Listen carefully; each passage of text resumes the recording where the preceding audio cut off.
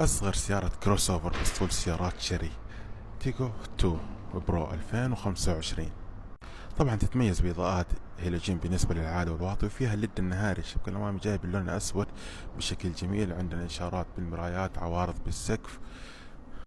وتعتبر السيارة اقتصادية، 18 كيلو فاصل 7 لكل لتر بنزين، والتقييم ممتاز، بنزين 91 دفع. بالخلف فيها جناح خلفي مع حساسات خلفية. مثل ما نلاحظ تصميمها الجانبي تصميم رياضي ما شاء الله. هذا هو الجنب، جاي بلون اسود والفضي. كل لتر بنزين تمشينا بالسيارة مثل ما ذكرنا 17 كيلو فاصلة 8، تقييم ممتاز. مقابض داخلية كروم مثل ما نلاحظ، النوافذ كلها كهربائية. عندنا 5 أحزمة أمان، بالإضافة لمثبت لمرتبة الأطفال بدون فتحات تكييف بالخلف. عندنا هنا كونسولا وسطي، شاشة عدادات مع شاشة ترفيه، مثبت للسرعة وتحكم بالدركسون.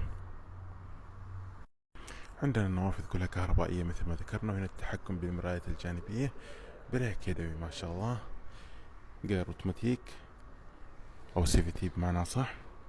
وهذا الدركسون بالكامل. قيمتها ب57,300. رايكم بأصغر سيارة كروس اوفر بأسطول سيارات شيري؟